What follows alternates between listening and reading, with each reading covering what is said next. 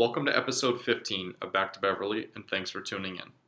I sat down with a truly dedicated Norman who shared some of his life's journey that's been nothing short of inspiring, as he's excelled in the fields of business, education, and music. Notably, he selflessly served our community as school board member, leading with dedication and currently holding the esteemed position of president. In our conversation, we dip a toe into his memories of his days on Beverly's campus, his wife Laura, who is also a Beverly High grad, his time spent as a teacher, his ventures into the real estate industry, and his passion for music, where he followed in the footsteps of his father, who recorded and performed a classic song we all know and love. With all he has going on in his life, he still finds the time to hit the road and keep the performing legacy alive. We also discussed his views on our school district and some of his ideas to improve things moving forward. It's my pleasure and honor to welcome Noah Margo, class of '86, back to Beverly.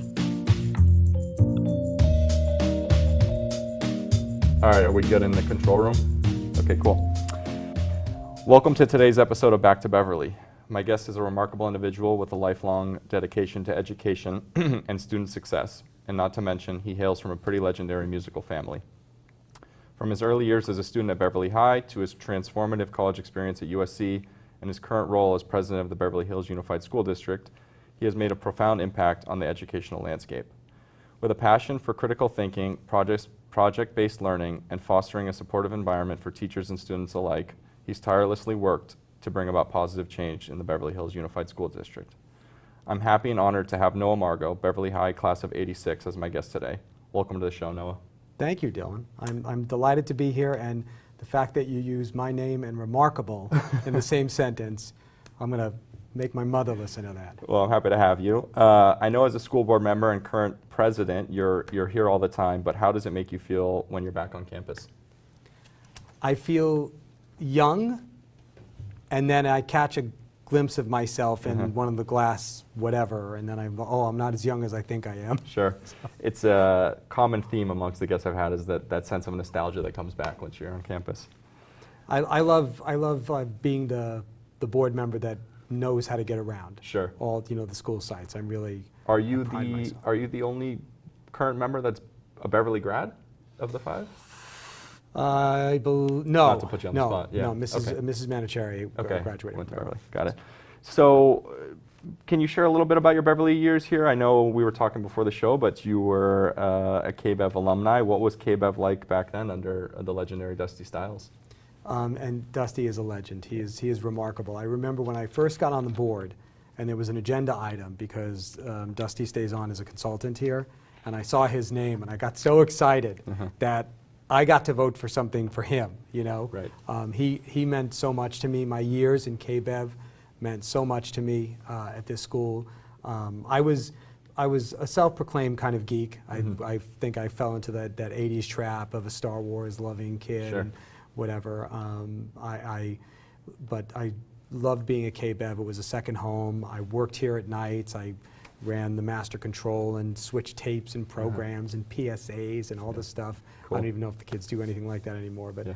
and I got to learn how to edit on 3/4 tape, and I think that was one of the most unique experiences, to be able to know how to shoot and edit things with giant portable units when we would go on news shoots and all that. But it was, and I also swam. I was a distance swimmer too. Okay, cool. So. It's funny you mentioned learning how to edit and stuff. I feel like one of the great things about this school is that it exposes you at a young age to so many things that other high schools might not necessarily have access to. And KBEV is a great example of that, where we have a state-of-the-art studio here, and it sounds like from its inception, it's been that way, where I think we've been blessed to be exposed to state-of-the-art technology, the things that maybe other kids our age aren't necessarily able to learn on or edit or what have you. We created shows and we filmed shows here, and I was program director my senior year, which was such an amazing experience. And I still take that all with me, and everything I do is what I learned here. Right, and I'm sure you're sort of reliving a little bit of it being back in the studio today. Back in the same room. This doesn't have a name. It's like Studio A. Here we are again in Studio A. Is it Studio A? Is this one Studio A? Colby's confirming Studio A. Interesting. Studio A. Studio A. And what's the other? I just pulled that out of Yeah, Colby. The other one's Studio B? Got it. So can you tell us a little bit about what your fondest memories are from that time? My research department in sort of preparing for this tells me that you might be still pretty close with one and may even share a few kids with one of your classmates. Can you tell us how you met your wife, Laura? We were in separate years at high school, Okay. and I actually, although we lived about a half a block from each other, and she did diving when I was on the swim team. Okay. We didn't have anything to do with each other. We never knew Got each it. other in high school. There were 2 sets of identical twins on the swim team. Myself, my brother, and there was another set of twins. And she didn't even know at the time, like, which twins were what. It out of sight, out of mind, right? No, a mutual friend introduced us much later on from something else that we met. But we did have parallel experiences because she was here. She's 20 years younger than me, but no, we're very close. We're very close in our school experience, so we knew a lot of the same people. She knew way more people than I did. I had a small group of friends. She had a large group of friends. It's funny because in my mind I figured, well, they just met in high school and they've known each other their whole lives and they were high school sweethearts. But I had another gentleman on this show, an attorney, Perry Weiner, who also married a Beverly grad, and he had a similar story where, they were, I think they might have even been the same year and they didn't know each other until later on in life. Someone had introduced them and they got married. So very funny. Well, that's great. So before we move on, any teachers, we touched on Mr. Stiles, or classes that sort of had a significant impact on your education or personal growth that maybe led to where you are today? I loved U.S. history, APUSH with, it wasn't even APUSH back then. That was pre-acronym time, right? We actually just said AP American with Dick Douglas, who was also my swim coach in my varsity years.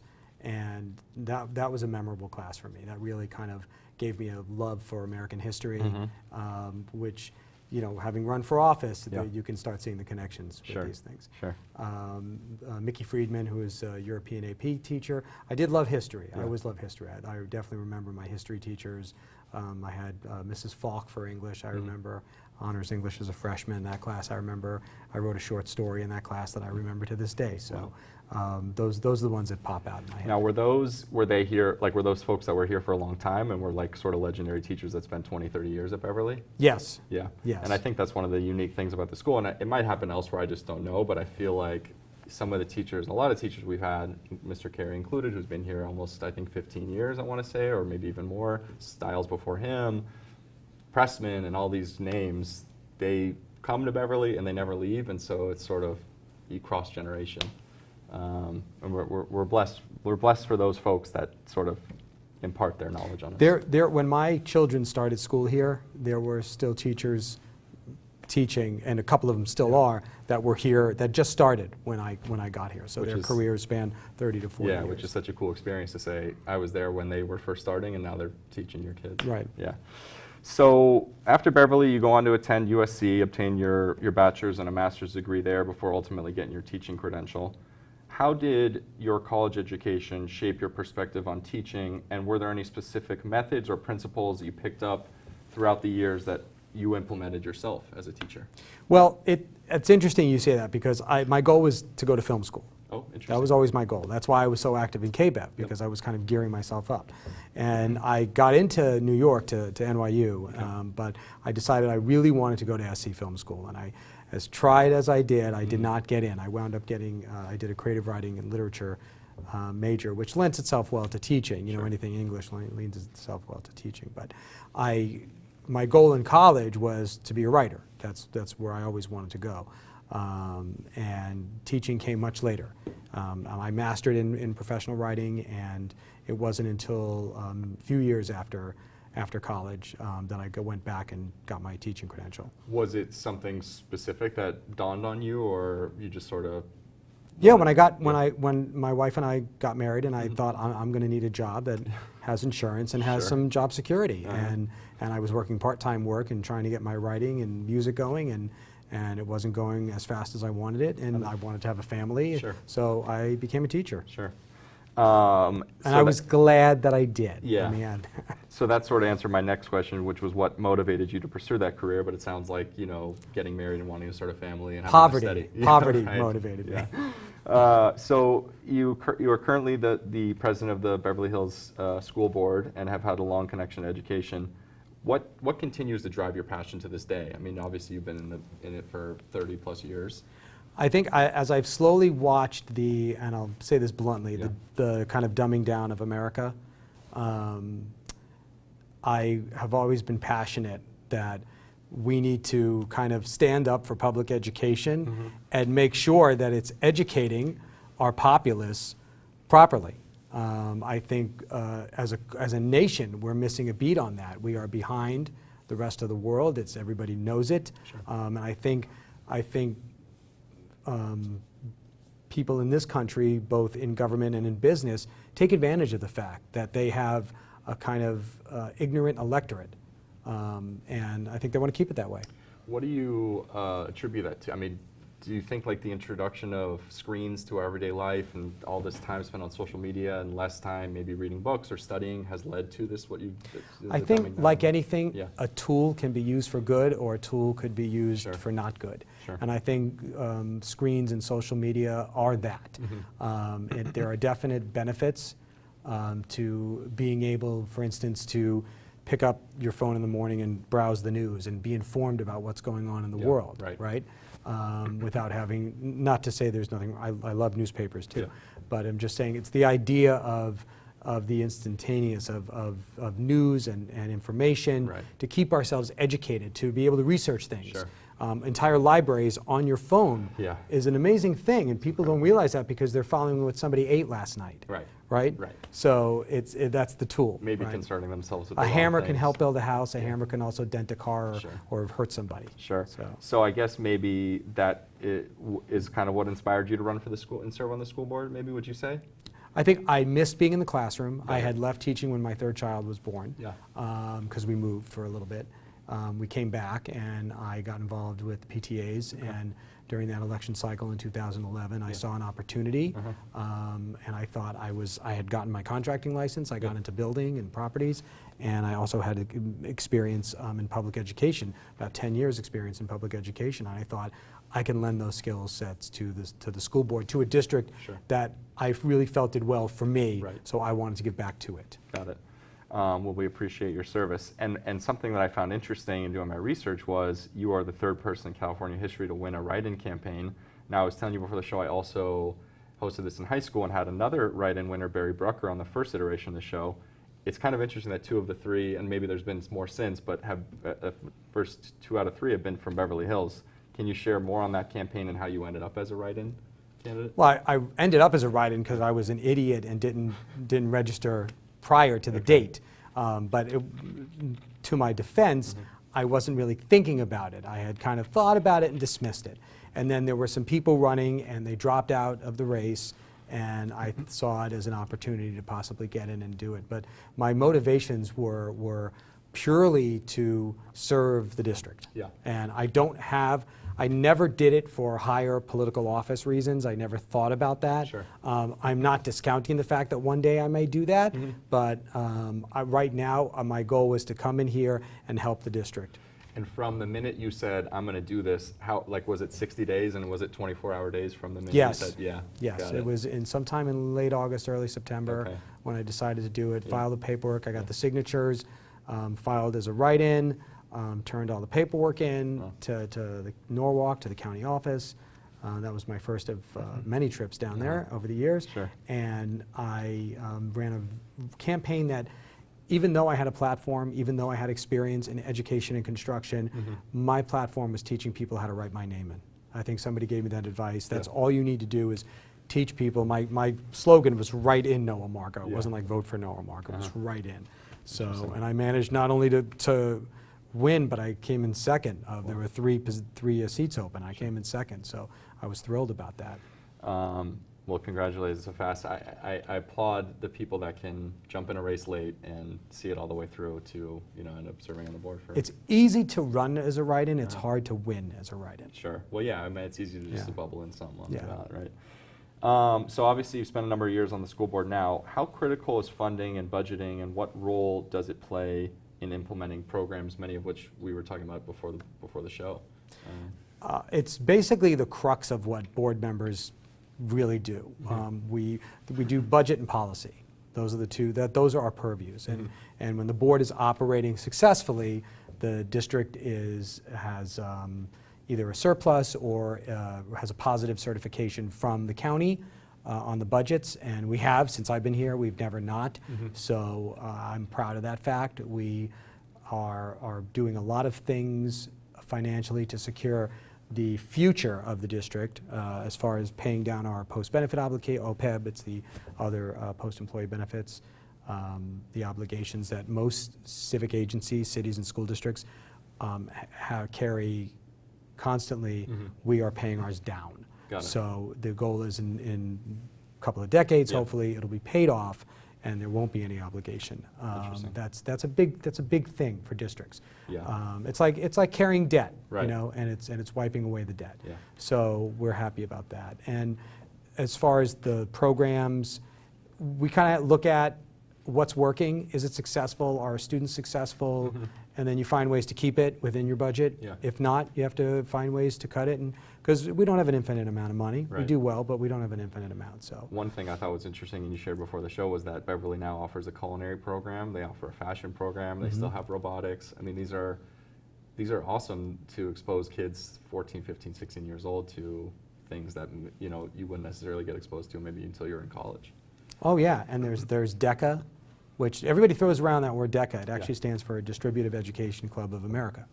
I don't know how many people know that, but it's a marketing-based club. Okay. And we have audio engineering, so it's these wonderful pathways for students to either go directly into those trades or schools that focus on those trades, or they can just have that as part of their high school experience. Yeah, real life applicable skills that you're learning from an early age, which is awesome. Right, Yeah. because we used to have auto shop, right? Right. We used to have wood shop. Sure. We used to have other things. Those kind of have evolved into robotics. A lot of that shop is in the robotics shop now, so you can get those experience working with large machine shop tools. But it's a little bit different now. Yeah. Oh, coding and engineering. We also Oh, wow. have that. Yeah. Which is obviously the future. Yeah. Is the city still pretty supportive of the school district? Is the JPA still pretty strong? Is there any question of that ever going away? I don't believe it is. I always had the hopes that we could become self-sufficient. We do need the support from the city to continue our programming, and we are so very grateful. And I've worked with many different iterations of city councils over the years on the JPA, and everybody has been wonderful. Councils have been wonderfully supportive of the districts. I think everybody recognizes the importance of a good district in a successful community. So it kind of walks hand in hand. But it would be great to be able to have that stuff, have the JPA as gravy, as opposed to being a necessity. Got it, as opposed to relying on it. Yeah. Well, and to your point, I feel like, at least when I was growing up, it was like, well, Beverly Hills, you moved there for a couple of reasons. It was the police and the fire and the schools, right? And so, the stronger your school districts are, the more folks you attract and the stronger the talent becomes, and so on and so forth. On the topic of budgeting, I did want to ask you, since it feels like every day in the news there's a scary incident happening at a public school somewhere, but I know when we were here we had a school resource officer. Do we still have one today, and how important is that, and is that top of mind for the school board to continue to sort of protect the student safety here at Beverly?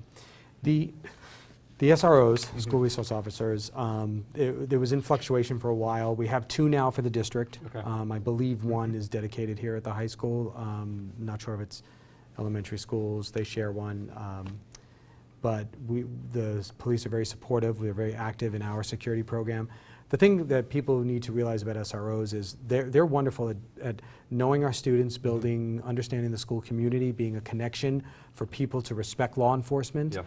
And kind of have people think twice, because if you're friends with your local law enforcement, you're less likely to break the law. Sure. Right? And that part is successful, but because of the heightened sense of security in the country, we do have to have separate security, Okay. right? We have to have single point entries. We have to have more guards around. SROs are not guards, so that's one of the things Interesting. we Maybe I have to. confused the two. Yeah, So we have so- our own.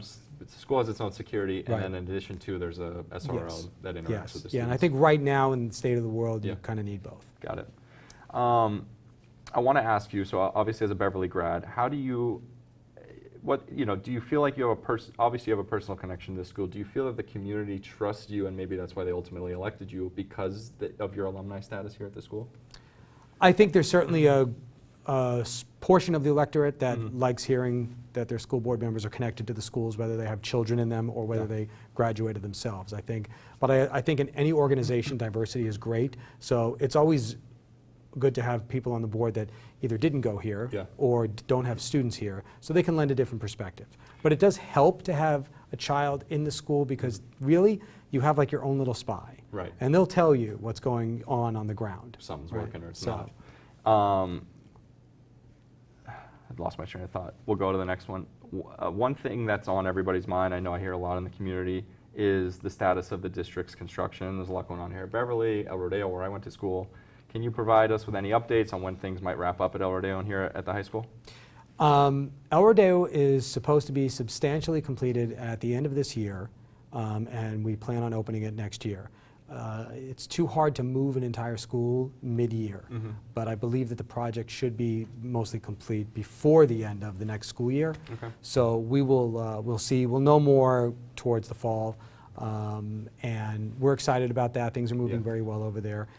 And as far as the high school, we Yeah. have the performing arts at B3 and B4 at Yeah. Peters Auditorium. That's slated to complete and open for the 25 school year. Okay. So, And the plan will be then to reopen the front lawn and, well, yes, except it will have to be used for staging. At least some of it will stay staging for the new athletic building. got it, okay. So building C. as And it's then known. when El Rodeo reopens, is the plan to have 3 K through 5 and then Beverly Vista No. remain? Oh, No, we'll have interesting. the plan right now, Yeah. Mm-hmm. depending on obviously population, is to keep the 2 K5s, which will Okay. be Hawthorne will relocate, the population of Hawthorne will relocate to El Rodeo. Okay. Hawthorne will be repurposed. Oh, interesting. So Okay. we haven't decided what yet. Yeah. There's a lot of things in discussion about that, Mm-hmm. and we look forward to making a decision, but the school district will maintain that property. Got it. We're not giving that It will up. be used by the school district in some By capacity. the school district, Yeah. perhaps the city as well, but it will stay in the family, Yeah. as we like to say. Got it, okay.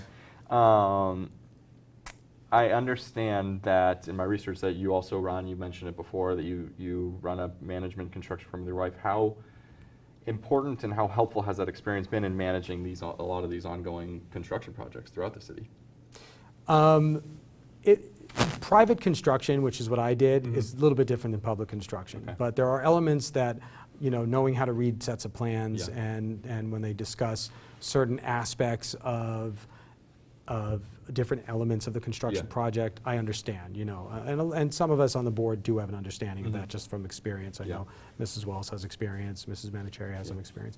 So I think to that effect, it helps me at least kind of keep a sharp eye on things. As far as actually dealing with property management, handling problems, dealing with tenants, Yeah. might be way more of a skill set that helps me with the district. Right. Because what we do is we solve problems, right? We put all these systems in place, and then we introduce people to the system, and that's when we introduce challenges. Some So problems arise. that's where I find my experience Yeah. is helpful.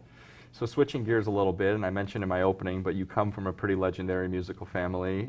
Your father, Phil Margo, was a part of the Tokens, a doo-wop band that recorded the classic hit, "The Lion Sleeps Tonight." That must have been pretty cool to grow up in a creative environment. Can you talk a little bit about your dad and how you eventually followed him into becoming a member of the Tokens yourself? How much time do you have? No. My father, who, as you know, we lost about a year and a half ago, was a major influence on my life. And I don't think my parents pushed me enough to take piano or guitar. I wish they would have. I kind of had to pick things up along the way. But sometime after college, when I was in college, I asked for my father's old drum set that he wasn't playing, and I taught myself drums. Okay. And when I graduated, a year after I graduated, I joined the Tokens, and I toured with them for almost 30 years. Wow. As the drummer, giving me a worldwide experience. Sure. In Japan and the Caribbean and cruises and corporate events, and I got to do everything and appear on shows. We were on the Tonight Show and all these other shows. And it was fabulous. It was just fabulous. I learned so much, and now I've continued the band. With my son, son and my right? nephew and one of the other members that I worked with and some new people, and we're doing the best we can to keep that going, because everybody knows the Lion Sleeps Tonight, but they don't know what else the Tokens did, and the Tokens did a lot more, and who they produced and other records. Sure. This year, for instance, is the 50th anniversary of their last album that the original group did together called Cross Country. Okay. It was released in '73, and it's kind of like a Crosby, Stills and Nash vibe, I would say. And we're going to be doing some songs from that album on tour this summer. We'll be at the concert on Cannon on August 17th. Fun. So we're working a few numbers into that show so people can kind of taste a little bit of that album. But my father was a huge influence on my life. That's Huge. awesome. I saw when doing some research this week that the Tokens worked with Tony Orlando and Dawn. Is that right? They produced all of those hit records with Tony Orlando, Tie a Yellow Ribbon, and Knock 3 Times. And we pay, in our show now, we pay homage to all the songs they produced, so as well as performed. Got it. Because they were writers, they were recording artists, they were producers. So everything they did, either as performers they had gold records, as writers they had gold records, as producers they had gold records. So, and it extends beyond The Lion Sleeps Tonight. So I encourage people to just look into it and treat yourself to a little bit more what the Tokens were about. Cool. Well, for those listening, August 17th, you said? August 17th. The concert's on Cannon. Cannon, yeah, 6 o'clock. So you touched on it a little bit, but obviously your father was a huge influence on your life. You got to share the stage. Did you get to share the stage with him while you performed? Yes. Yeah. And then now you get to share the stage with your son. Can you talk a little bit about how great it's been to sort of pass on the music legacy, from Margo to Margo? It's a treat, and I don't take it for granted, because so few people have the opportunity to do that. And I know that it's easy for artists to include their children. Artists from that day. There was Dodie Stevens who did a song called Tan Shoes and Pink Shoelaces. We've worked with her, and her daughter started performing with her. And then I was there with my dad, and it was all this. So it was happening. It's been happening for a long time. I don't know how many people continue how many sons continue the music of their fathers. I remember doing a show with Bobby Vinton, and his sons had a group called the V's. Those were Bobby Vinton's sons, and they toured with him as well. That was a show we did in Vegas on the Millennium. So it's around, and I just think for me, I keep it about the music, and it's just all about the music. And if my son, when I stop doing it, if my son wants to continue doing it and may he do it. I hope he does. It's just good. It's just about good music. Yeah. Well, it's a fun legacy sort of to pass down and to have, someone from the original family to continue on the tradition. Some people get a house, some people get a car. Right. I got a band. Well, you got something. So do you think that your background in music and arts and sort of the creativity in that has affected or influences your perspective on education? And do you use some of that creative energy to come up with solutions in your role on the board? All the time. Yeah. All the time. One of the hardest things about being a board member in California public schools is California Ed Code, because it kind of does box you in to how creative you can get. Okay. Right? There are certain things that I came in here with wide-eyed ideas that I learned that, well, you can't really do that. This is not part of Ed Code. It's not public. Yeah. So you just get more creative and you try ways to work around that. And I've applied that thinking throughout my entire 3 terms so far. Yeah. I'll continue to do so. Well, it's nice to have sort of that in the back of your head to utilize when needed. Our community's parents have often and always had sort of an open forum to voice their concerns about the district's programs and policies. I remember when I was here and there was all the rage about the permits and there was huge board meetings and everybody was speaking. This appears like it's becoming more of a trend across America, with parents taking issue with what they perceive as maybe unwise or controversial decisions. What do you think the role of a parent stakeholder should have in the education of their children in today's day and age? COVID kind of is what brought that to the limelight. Oh, interesting. So the last 3-4 years. Yeah, a lot of restrictions that COVID brought really angered a lot of people, and people became more vocal about it. People then started becoming vocal about curriculum and issues, diversity, ethnic studies, things like that. So they kind of almost, in a good or bad way, brought it upon themselves to welcome these comments from parents. I think I encourage parents to be very active in their children's education, but I also encourage them, and I started out, I think, saying something like this, to educate themselves and to understand, because people with social media, right, that great villain again, people jump to conclusions much quicker than they used to, because we used to have time to find out the origins of an issue or the impetus of an issue and kind of act accordingly. Now they just see something, they assume it's true, they run with it. And I think that as long as parents are educated, when they contribute well to the dialogue, whatever it is. And sometimes change in policy or practice is implemented because parents have come to us with great ideas. And sometimes it's just become silliness, and you have to address it as that, and parents get frustrated because we are dealing with people's kids, and that's the most sensitive subject in anybody's life. So we still encourage the dialogue, because at least we know you're active in your child's education. And you're whether paying we attention, whether we agree or not, you're paying attention. And is the school board here in Beverly Hills seeing a lot of that sort of parents, I don't want to call it outrage, but maybe involvement in specific curriculum? You know, I see a lot of videos on social media of parents. Not for the most part. Okay. It does rear its head occasionally, but I don't think it's not a problem, I would say, that I have to deal with as a board member.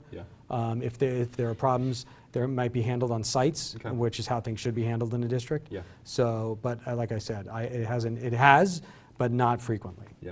So you mentioned just a minute ago the pandemic, and obviously it was a challenging time for students and parents and schools, districts alike.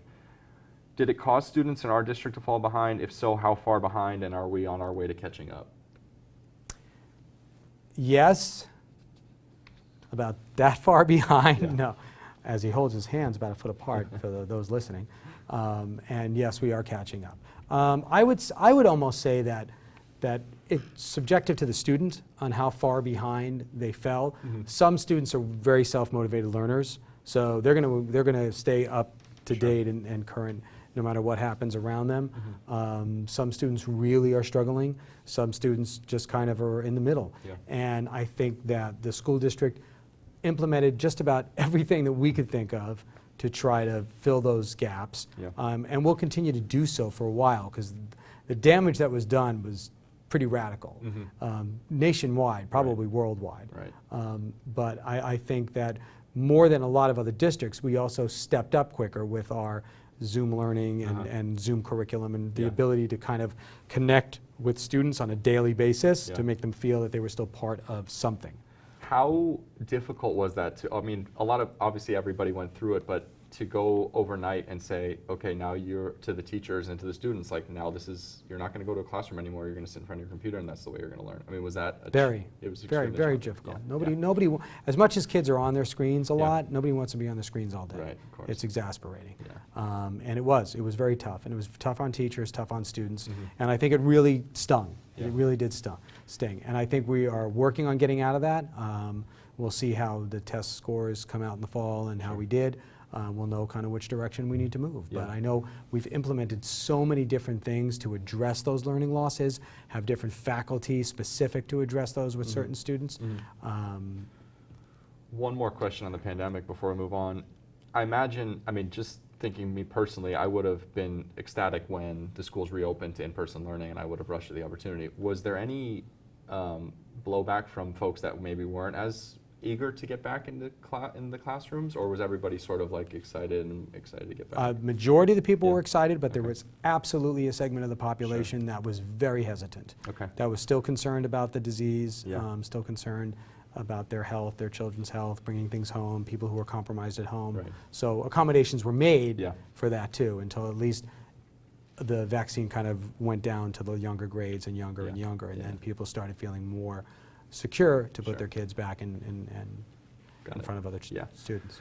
So looking ahead, are there a couple main goals maybe that you have through the end of your term that you are looking to improve in the district's educational experience overall? I mean, are there a couple things you ran on that you're working into the district? Yes, I'm really a fan, and you mentioned of it, of project-based learning. I think cross-curricular studies is way more applicable to the real world and how the real world works.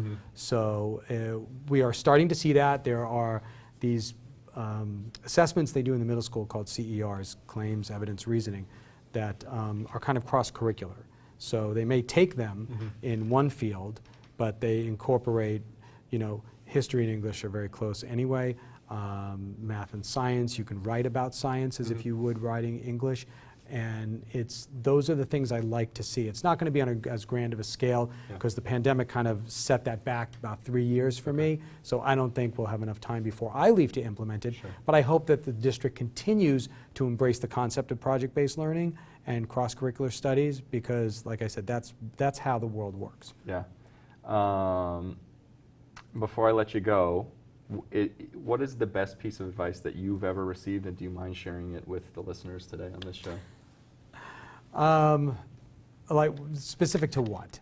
Like the schools and the school board? Sure, or any principle that you live by. In my experience, well, I have a very positive outlook. My uncle used to say, I'll give you a couple of them, okay? I can't say, it's like when my kids ask me, what's your favorite song? There's no, come a million of them. Come on, stop that nonsense, favorite this.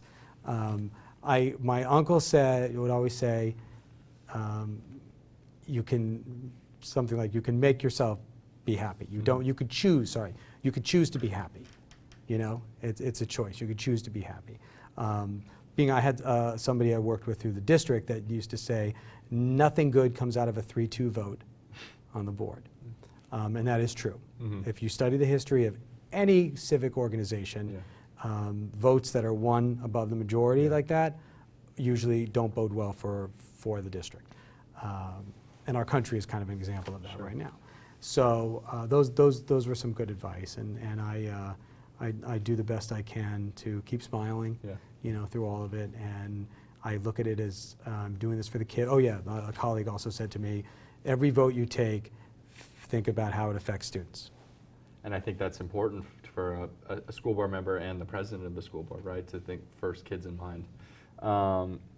We're coming to the end here, but I wanted to give you an opportunity to say anything or mention anything that I might have missed in my questioning or research, education or sort of vision for the school district.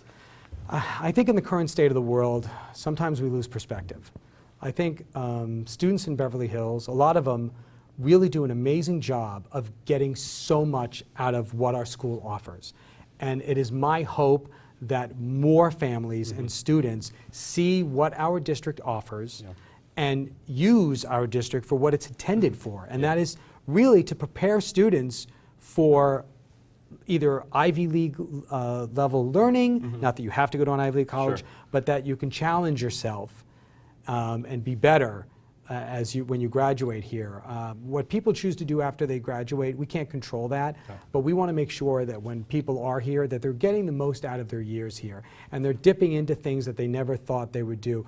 I'm doing a series, during my year as president, I'm doing a series called Now No One Knows, where I'm spending a little bit of time in a classroom with teachers, having them teach me something. And most of them, it's things that I know, some of them it's things that I don't know, or things that I've forgotten. But what I'm learning is, one, how incredible a lot of our faculty are. They really are. And how much there is to learn. And the idea of being a lifelong learner is really what kind of triggers your success in school. If you have that mentality that I'm not going to be done with learning, I'm never going to be done with learning, you will succeed in school, you will succeed in college, you will succeed in life. Because you will learn how to learn, and you'll take advantage of anything that life throws at you.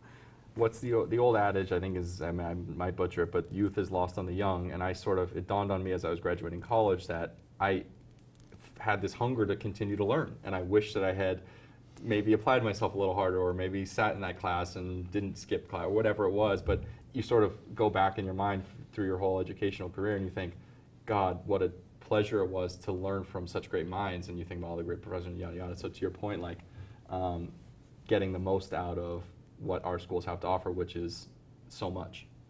They are. They're incredible schools. We have incredible families, incredible teachers, and we're always, a work in progress. We're not perfect. Teacher used to say, practice doesn't make perfect, practice makes better. So, and I think if we have that mentality, then we'll continue to improve. And we were talking before the show, but you used the line from the Field of Dreams that hopefully once the school is done and open, that more families will see how great Beverly is and the entire school district at that, and send their kids here rather than sending them elsewhere to a private school. Yeah, and because we're basic aid, it's not about getting kids here because we need the ADA money. It's about getting kids here because we're that good that they want to be here. Right. That's what we need to be striving for. Yeah. Well, Noah, I can't thank you enough for joining me today. Really enjoyed this trip back to Beverly. I hope you did too. This has been a blast. I'm looking at the old pictures of the school, and when it does reopen, it's going to look like that, and then it's not going to look like that, which is going to be great. Yeah. So I'm looking forward to coming back after my term ends in a year and a half when the buildings are open and celebrating all that hard work. So we'll look forward to seeing it open as well. Thanks again. Until next time, I'm Dillon Curtis. See ya. Thanks again for listening. And just a reminder, if you enjoyed this interview, please subscribe to Back to Beverly on Spotify, Apple Podcasts, and YouTube, and follow us on Facebook and Instagram. Until next time, I'm your host, Dillon Curtis, signing off. Today's Back to Beverly was recorded live in KBEV's Studio B on the campus of Beverly Hills High School under the supervision of Media Director and Executive Producer Romeo Carey. Directed by Colby Gilardian, Sound Engineer Jason Maybaum, Camera Operator Harry Gilardian, edited by Randy Curtis, and produced by Dillon Curtis. Did you press record? Guess not. Did you guys get all that?